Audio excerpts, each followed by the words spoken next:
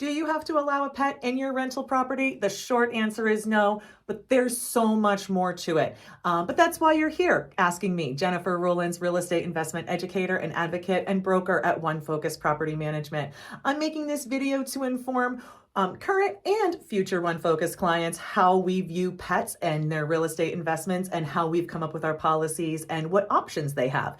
But even if you're not a client of ours, I think you'll appreciate the way we think about this. First is to understand the difference between pet and animal. So a pet is an animal that has been permitted to live in the property by the landlord and is there as a companion to the tenant in a very traditional pet ownership kind of way. Now, when somebody has an animal and it serves a disability related need and they're a disabled person in America, they do have rights under the Americans with Disabilities Act. And it's not important that we call this animal versus pet, but I want to make you aware that often when we talk about pets in rentals, yes, you can restrict them, you can say no. But when it comes to assistance animals, animals that provide a disability related service to a disabled individual, in the United States, these are not truly considered pets under the law. These are considered assistance animals. And thereby, the disabled person has a right to request, and the government's been quite plain that under a couple parameters, when it comes to assistance animals, reasonable accommodations are expected to be granted. So when I talk with our clients coming into the portfolio and they want to restrict animals on their property, I inform them that, we find that when we can allow animals and it makes sense for the property, that's a great way to go. Now, some properties, it isn't really advisable based on the setup of the property, the size or nature. It just wouldn't be advisable. And certainly we don't advocate it for there. But if you have a property that could accommodate it, we encourage you to. Now, why? What is our reasoning? Well, the first fact I'll give you is that over 60% of US households have a pet.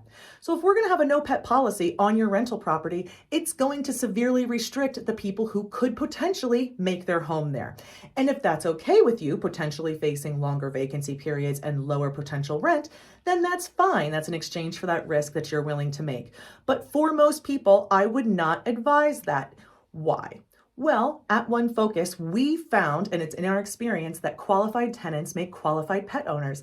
And I always give an example. I have two little dogs, a brown lab and a black lab, and they're amazing. And you would come to my house, find my house very suitable. And if I asked to rent one of your houses based on that experience, you certainly would. And I know you know that. You likely, based on the statistics, have animals in your own house and you are afraid of potential risk and damage, although you can acknowledge it's not a given. What we found is that when people manage to keep their financial life in order, have good landlord history, a decent credit score, maintain an income that can be verified that is sufficient to meet the needs of the household, when they do all those things, generally they're good pet owners. Now, what do we do at One Focus when we encourage you to have a pet-friendly policy? Well, we actually verify a lot of facts about those animals, and we use a third-party service to do this to make sure that when we approve assistance animals, that they have to be approved and they're in accordance with the the Americans with Disabilities Act and all of those requirements. And then, of course, when we have pets, they're being checked for their vaccination history, current vet records, size. We make sure we know which animal's going to be there. It's not a mystery because there might be a weight limit or even breed restrictions.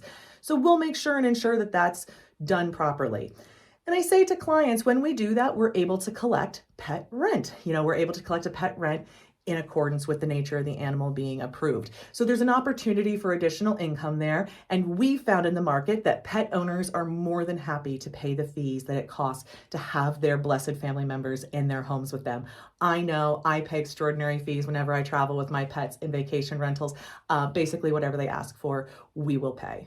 Now, I've talked a lot about how we make sure that pets are as low risk as possible to our clients. But if you have a no pet policy, you might think that gives you comfort and that there won't be animals in your house. Now, that's not true because as I stated, assistance animals do have some privileges. So even if you have a no pet policy, or even if you do have a pet policy that allows for the animal that the tenant wants to bring into the home, if it's a reasonable accommodation, there are no fees, extra deposits that can be charged for that. So I find by having a pet-friendly policy that allows people to bring animals in in a process that allows them to have it. This avoids sometimes reasonable accommodation requests that might not come if they were able to get their pet in accordance with the rules. However, we're never discouraging people from making reasonable accommodations requests. That's not the goal.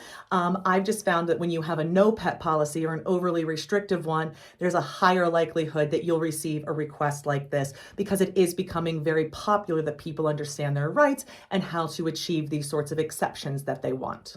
I hope that answers all your questions about having animals in your rental property, but it might not. If you're working with One Focus Property Management, I hope you'll reach out to us with any additional questions that you have, particularly how we handle the risks of animals and pets in rentals. Thanks so much for making it to the end of our video.